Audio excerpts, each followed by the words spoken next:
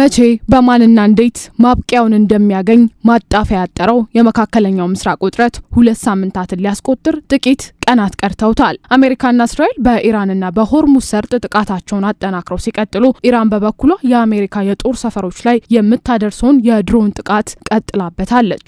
መሀል እስራኤልም እንዲሁ የጥቃቱ ሰለባ ሆናለች።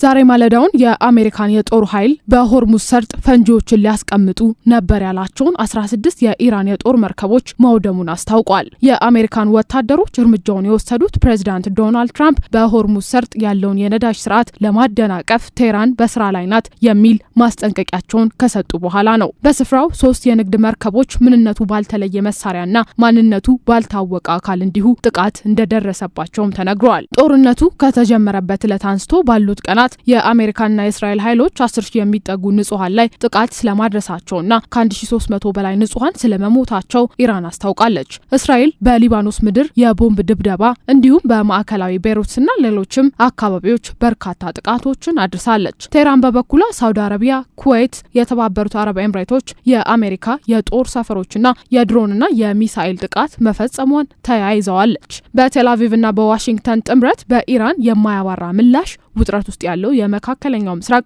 ከአካባቢው አልፎ ወደ ሌሎች የዓለም ክፍሎች የሚያደርሰው ተጽዕኖ እንዳለ ሆኖ በአሁኑ ሰዓት ከሆርሙዝ ሰርጥ እስከ ህንድ ውቅያኖስ በብል አልመንደብ ድረስ ጫናው ከትላንቱ ዛሬ እየከፋ ሄዷል።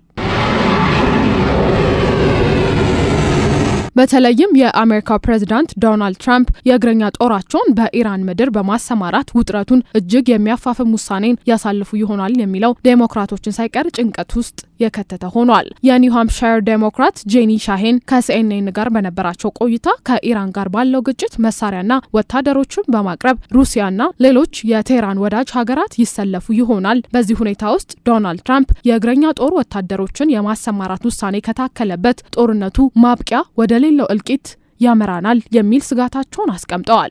ሴናተሩ ጄኒ ሻሂን ይህንን ያሉት የአሜሪካን ሴኔት ሚስጥራዊ ስብሰባ ካደረገ በኋላ ከጋዜጠኞች ጋር በነበራቸው ቆይታ ነው። በእርግጥ ጦርነቱ እስከ መቼ ይሁን ማብቂያው? አሜሪካንን ምን ያስከፍላት ይሆን? በህዝቦቿ ላይ የተጋረጠው አደጋስ በምን ያህል መጠን ነው የሚለው በግልጽ አልተቀመጠም ነው ያሉት። አሜሪካውያን ይህንን ማወቅ ይገባቸዋል የሚል አቋማቸውንም ሴናተሩ አስቀምጠዋል። በእርግጥ ሩሲያ ኢራንን በቀጥታ ስለማገዟ የሚያሳዩ መረጃዎች በግልጽ ባይኖሩ የአሜሪካ የስለላ ድርጅቶች ድጋፍ እያደረገች ስለመሆኑ የሚያሳዩ ፍንጮችን አግኝተናል ብለዋል። እንደሚባለው ሞስኮ ኢራን ባላት ጦርነት ውስጥ እጇን ካስገባች የሚኖረው መዘዝ በቀላሉ የሚያባራና መዘዙ በአጭር ጊዜ የሚፈታ አይሆንም። መረጃዎች እንደሚያሳዩት ሩሲያና ኢራን የጠበቀ ግንኙነታቸው የጠነከረው ከ20-30 ዓመት ወዲህ ሲሆን ሩሲያ በራሷ ከዩክሬንና ከአውሮፓ ጋር ያለባትን ውጥረት ተከትሎ እጇን የምታስገባበት እድል አናሳ ስለመሆኑ ተንታኞች ይገልጻሉ።